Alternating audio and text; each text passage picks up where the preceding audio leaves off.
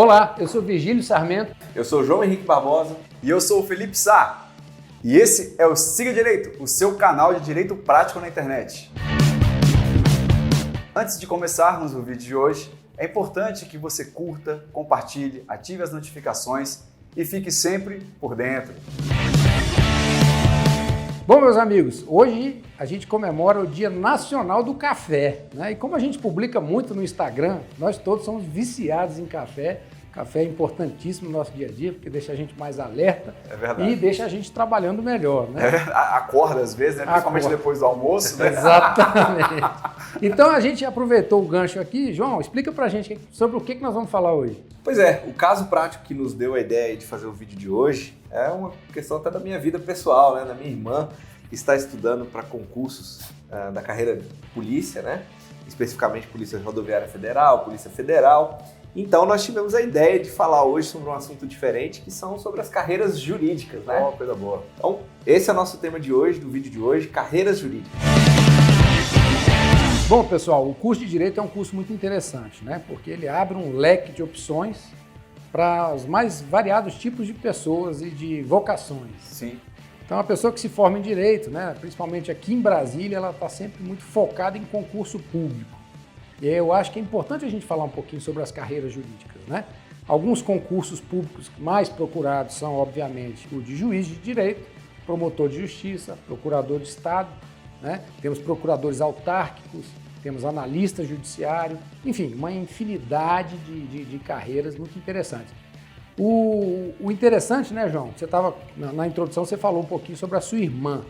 Qual é o aspecto que você acha interessante sobre isso? Pois é, o que eu acho importante, né, Virgílio, assim, é que muita gente tem aquela fixação por, vou fazer um concurso público, eu quero ser concursado, eu quero estar no cargo estável, porém não pensa nas consequências, né?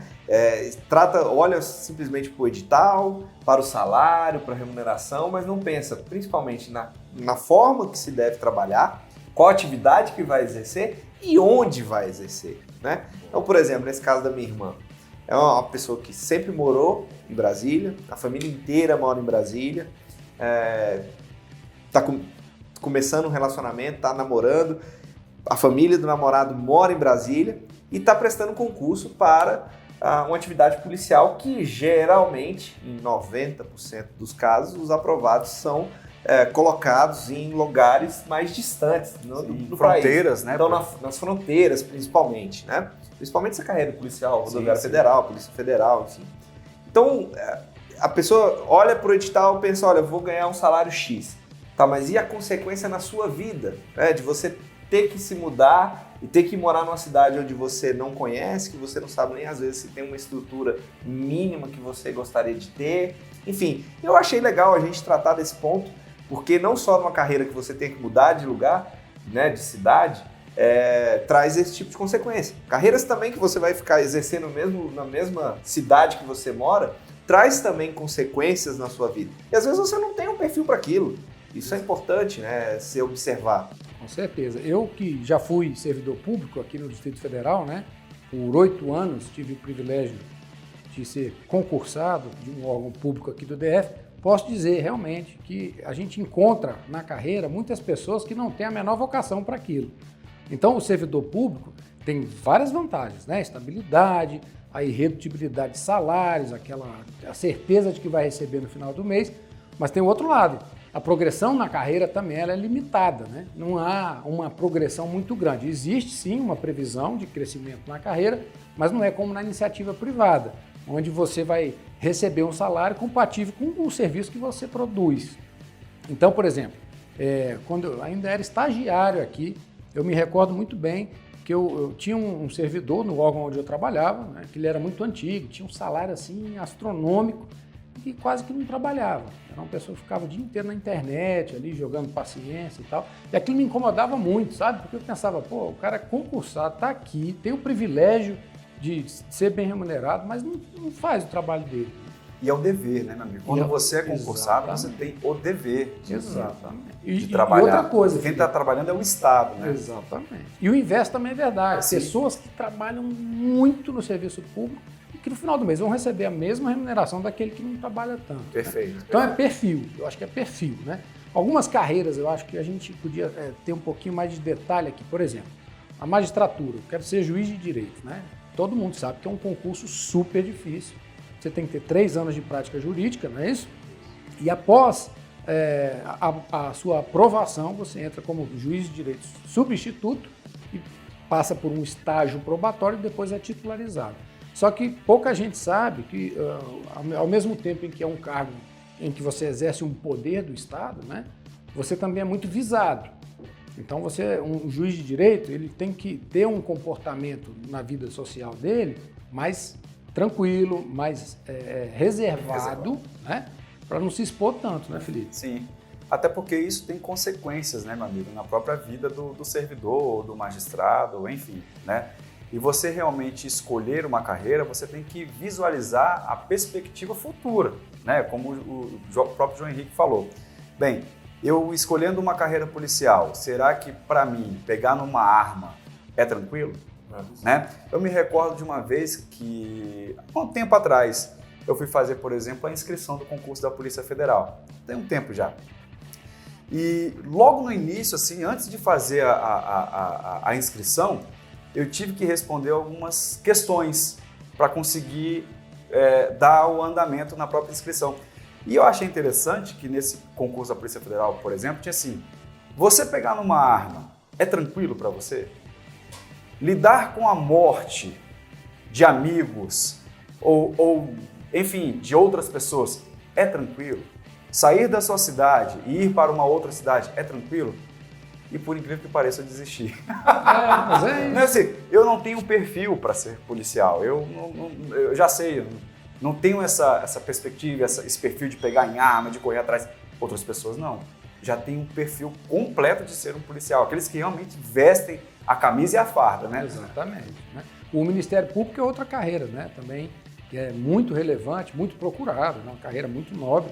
E o perfil do promotor de justiça é diferente do perfil do magistrado, do juiz. Né? O juiz, ele tem que ouvir os dois lados e decidir qual dos dois está com a razão. O promotor não. Ele faz parte de um lado que vai ser objeto de apreciação judicial. Exato. Então, ele tem várias funções, né? A defesa da ordem jurídica, né? A proteção dos incapazes, a titularização da ação penal pública. Perfeito. Então, o promotor de justiça tem esse perfil, é um perfil proativo. É quase que uma espécie de advogado público. Isso, exatamente. E, agindo pelo Estado, agindo né? pelo Estado, exatamente. Que é um perfil completamente diferente do magistrado, Exatamente. Né? E aí, pessoal, fora as carreiras, né? Hoje em dia, por exemplo, para oficial da Polícia Militar, você tem que ter nível superior, né? Eu acho que para praça também, se eu não me engano, aqui no Distrito Federal, você tem que ter nível superior. Então tem muita gente que quer ser policial militar, por exemplo, né? Que gosta de hierarquia, disciplina e acha que aquela é uma carreira bacana. E de fato é muito valorizada aqui no Distrito Federal. Né? Agora, por exemplo, se você faz um concurso para juiz de direito no estado da Bahia, que é um estado enorme, né?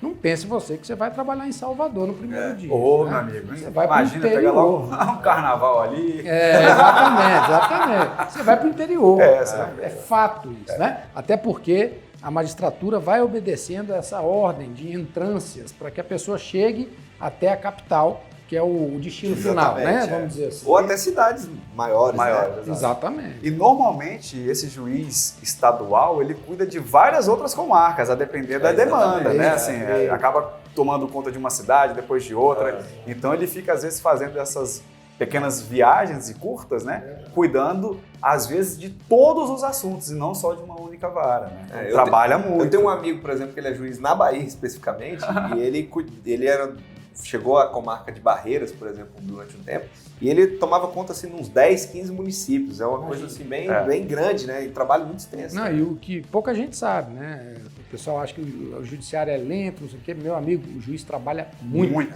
Eu pude presenciar isso na minha vida profissional, tanto que o magistrado tem que trabalhar, inclusive aos finais de semana, feriados, porque o acúmulo de serviço é muito grande e muitas vezes ele não tem condições de proferir sentenças lá no fórum. Por quê? Está em audiência ou está atendendo um advogado, por exemplo, né? Virgílio, é engraçado, é interessante, na verdade, você falar essa questão das cidades, das entrâncias, né? Quando eu prestava concurso público, né? Eu fiz concurso para tabelião no estado do Maranhão, por exemplo, e na primeira etapa do concurso, são 4, 5 etapas, que era a prova objetiva, eu não fui tão bem. Então, mesmo que eu fosse muito bem na segunda etapa, eu não ficaria numa cidade que, para mim, seria o ideal para que eu mudasse, por exemplo, com a minha família para lá. Então, eu já nem fui fazer a segunda etapa.